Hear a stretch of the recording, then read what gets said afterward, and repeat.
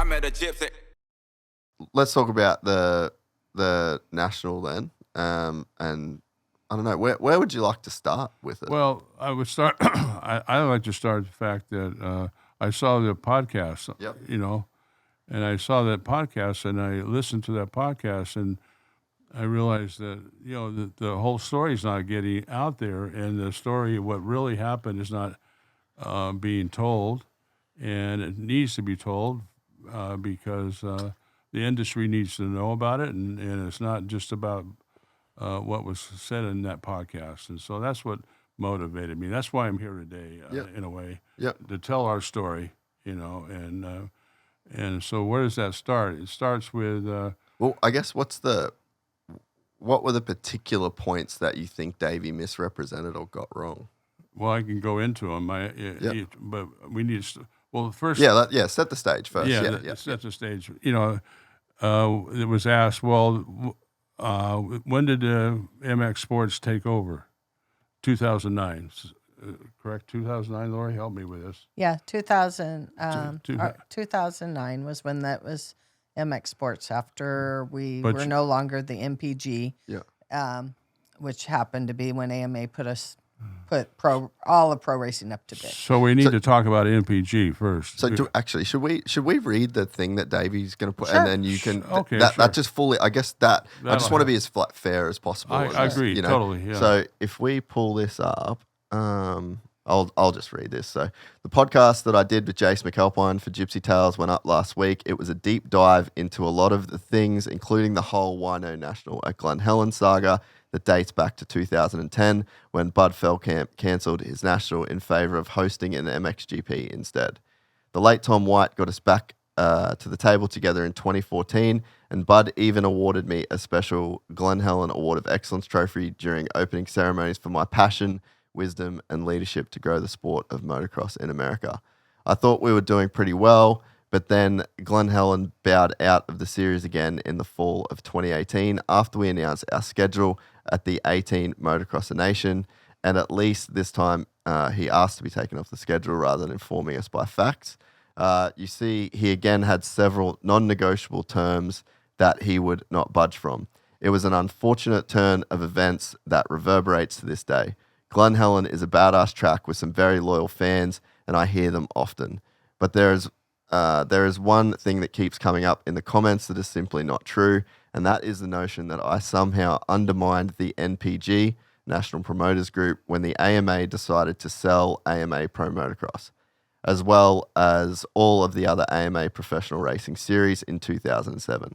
The AMA invited bids on their various professional series, including road racing, flat track, hill climb, etc., through a formal request for proposal process. There were many bidders for the MX series, including Ustream, the company that ran the FIM World Motocross Championship. The MPG also made a bid. At that time, the MX series was being managed by the NPG. The NPG was a peer-based group that met annually to share best practices and develop policies to bring uniformity and consistency to the 12 otherwise disjointed events. It was a cooperative that my dad had pulled together in 1998 to help align all of the events for sponsorship and television as a way to keep up with what Supercross was doing and stay relevant. Unfortunately, my dad passed away 6 months after forming the group. Fortunately, the NPG continued to work together in the years that followed under the guidance of John Ayres and my sister. So John Ayres comes back around, I'm sure, in the discussions that we'll have. But the NPG was not an entity with officers, assets, or employees, only good ideas. And there was a real fear that it would not win the bid. So MX Sports was invited to throw its hat in the ring with the express knowledge of every one of the other promoters in the hopes that if NPG didn't win the bid, there would be another oar in the water that would keep the series in American hands. I put together the MX Sports bid. John Ayres, who was the NPG's operations director at the time, wrote up the NPG bid on behalf of all of the promoters. In the end, it was all a moot point because both bids were turned down. Jim France and the Daytona Motorsports Group, the DMG, ended up buying the whole thing, MX, road racing, flat track, supermoto, and hill climb. The deal was announced at Daytona Bike Week in March of 2008. The France family owns and operates NASCAR, but Jim is an old flat tracker and road racer himself, and he wanted those forms of motorcycle racing to grow. AMA Motocross came in the bargain, and while motocross wasn't DMG's specialty, they did not want it to be swallowed up by Supercross. They did not want it to be they did not want Ustream to expand with 3 of the 4 FIM rounds in America that it had its eye on. It was DMG that selected MX Sports to manage the AMA Pro Motocross Championship. Mr. France knew my parents from back in the day, and he knew that we were heavily involved in every level of the industry, including professional and amateur national event promotions and operations, as well as national and international media platforms. So MX Sports Pro Racing was born. So that was a different company to MX Sports, I'm pretty sure. So MX Sports Pro Racing was born, and in 2009 took over the helm of the series with all of the existing tracks which were in the NPG. We also agreed to pay a sizable rights fee, paid in part by each of the promoters in lieu of the sanctioning fees that previously went directly to the AMA. I bring all of this up because in 2012, 2 years after he cancelled the Glen Helen National the first time, and after MXGP failed to gain any traction here, Bud Feldkamp did an interview with Motocross Action where he implied that MX Sports, lo and behold, in the midnight hour, snatched AMA Pro Racing from the MPG, which is simply not true.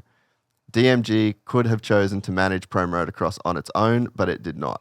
It could have chosen to work with 12 individual promoters, but it did not. Instead, it chose to work with MX Sports to manage the series with the expectation that we would continue working with the MPG promoters, which we have, except for 3. Steel City. Yes, we got rid of our own national for the sake of the series because Pennsylvania did not need 2 rounds 60 miles apart. Freestone in Texas, which was simply too hot to draw fans in the heat of the summer, and Glen Helen.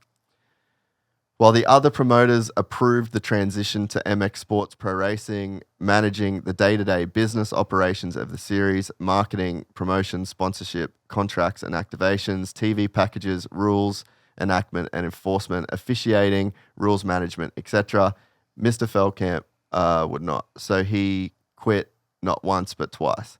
Glen Helen Raceway does not have a national today because they do not want one under similar terms to every other track on the schedule, including High Point and Ironman. Like I said on the show, Bud Feldkamp wants a big race, but he doesn't want to be a part of the big series like AMA Pro Motocross. So I guess that's everything from Davey's end. So then I guess I'll just give you guys a chance to, I guess, explain your side. Let's talk about the MPG then. Davey Coombs Sr. approached me, I think it was in 1997. Yep. Is that what it was? 97, and we already had a motocross event. And he said, we're going to form an organization called the NPG, and would you be a founding member in this organization? And I said, well, what is it? Well, it's going to be 12 tracks, and we're forming this so we can leverage ourselves and have the power of a series, and because the AMA is, who knows where it's going to go. And I said, count me in. You know, I'll be part of it. And so we had the first meetings. I don't know where they were at, Lori, but Carrie Cummins was going to be our corporate counsel. Yep. And I think I don't know who the CEO was at that time. I'm not sure. We didn't have a CEO at a corporate counsel, and Davey was involved. But anyway, we went along and we were improving the series. And then the AMA, this is from my perspective, the AMA formed a new organization called AMA Pro Racing. And because I think they saw how well we were doing, and they decided, well, they're going to be in the promotion business. They don't want to just be in the sanctioning business. which I always thought the AMA was a sanctioning body, but now they wanted to be a promoting business. And which isn't good, really. No. Like, you don't really want to be judge, jury, and executioner, you know? Right, exactly. And because being the AMA champion of the U.S. meant something, you know. You'd be AMA flat tracker, AMA hill climb. Oh, yeah. Yeah, I mean, that meant something. You had that credential. They were the sanctioning body. Yeah. But all of a sudden, they wanted to be the Promoters. The promoters, AMA Pro Racing, they called it. Excuse me. And so then we got word through Carrie Cummins that the that the AMA Pro Racing had realized that they can't make it work, and they're going to sell AMA Pro Racing, which is everything. Which is flat track, road racing, motocross, right, supercross, the whole deal. Right, and she had an inside track because she had contacted them, and she had to sign a non-disclosure agreement to they were going to disclose everything.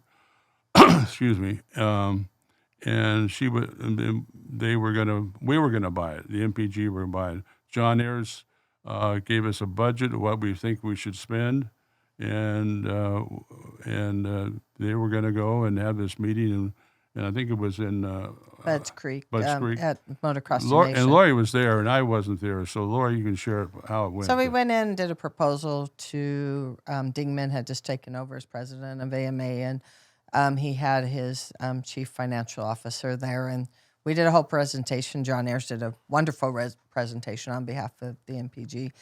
And so we were on the assumption, this will be really impressive, that they'll just take us on and let us run motocross, and then they can decide what they want to do with the rest of their pro racing, because they did not have supercross. They weren't going to give supercross away. So it was just the other ones. And then at that point in time, we were told that they were going to RFP us. They were going to put us, the whole thing was going up to bid.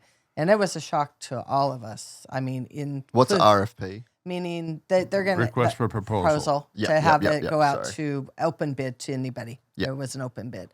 So it was a big blow to all of us. And that really caught Carrie Cummins off she wasn't expecting that at all. None of us were.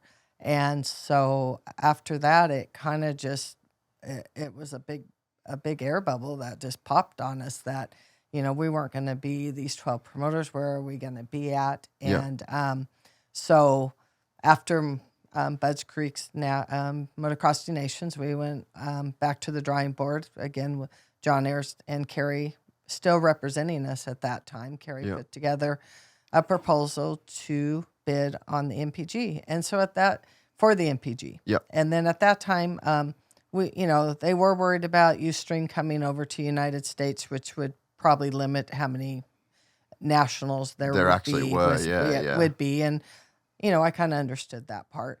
And so we put a bid together. And at this point in time, I don't have the paperwork, but we did put a bid in. And so, and we were represented by our corporate counsel. Carrie Cummins. Carrie Cummins. Yeah.